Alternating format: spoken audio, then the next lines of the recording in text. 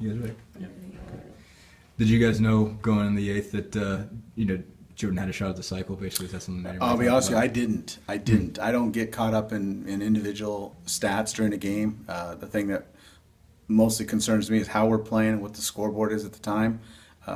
It was Coach Thomas running down the dugout after the ball went over the fence like a kid on Christmas morning, saying that's the cycle, that's the cycle. I'm very proud of Jordan. I mean, he had a great night. We had a lot of guys that had some great nights, and he just continues to stay with himself and not try to be something special, and then good things are happening for him. He had some wonderful at-bats. Even the ball that he hit to center field that was recorded as an out was a good at-bat and had a spectacular night. I think that's only the third time we've had the cycle in this program, and it couldn't have come at a better time.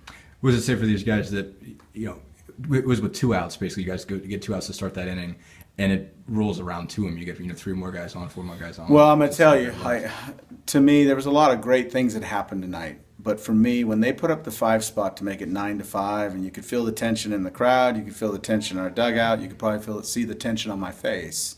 To have this team come back with 2 outs and put a 5 spot on the board tells me everything that I knew about our guys, that they're very high character and there's no fight and there's no quit in these guys. And that was a big relief for us, because the way I like to look at things is we were coasting in that game and we were playing good baseball, and then they put up a 5 spot. Now the momentum gets on their side, and maybe if we win that game, the momentum kind of carries over to tomorrow for them, because they're feeling a little bit better going back to their hotel that they got back in the game.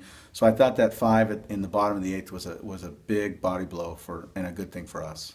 We've talked a lot about Jordan's ability to gobble up RBIs, 8 tonight, for him to step up in every single one of those scenarios and drive guys in. Yeah, it's to see his numbers, to see after, what do we play, 26 games, to see his numbers on how many RBIs he has.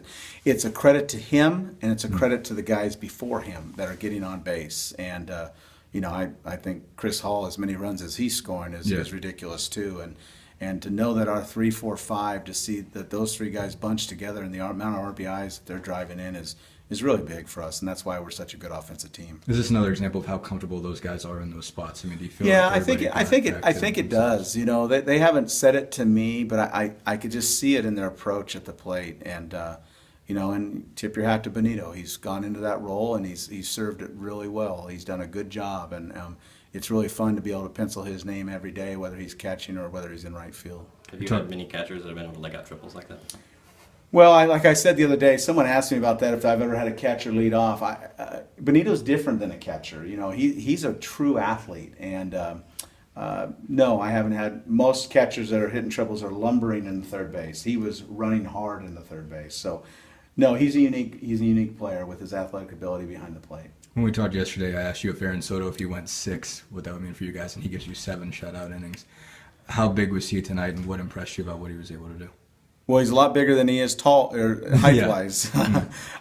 It was huge. I couldn't have dreamt that he would do that, but it doesn't shock me either.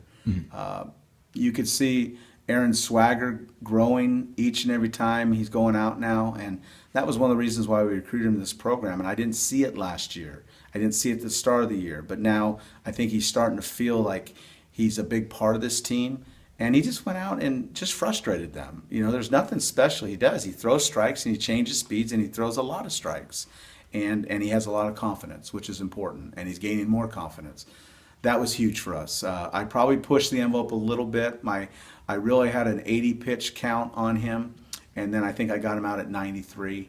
But the ovation he got from the crowd was special, and I told him out on the mound when I took the ball, I said, you're well deserving of this ovation, because even though the score was lopsided most of the time, he was a big part of that victory right there. You talked about him frustrating guys. Is that just the changeup when he gets? Is that he just keeps guys off balance, and he's probably not your prototypical Friday guy, but on a Friday night when it's high stakes, he's going to go out there and he's going to trick guys, he represented as any Friday guy that I'd want right now. When we talked to you a couple of weeks ago about the staff, you talked a lot about guys just needing to have more faith in throw strikes. Basically, is he kind of an example to everybody else? Yeah, he is.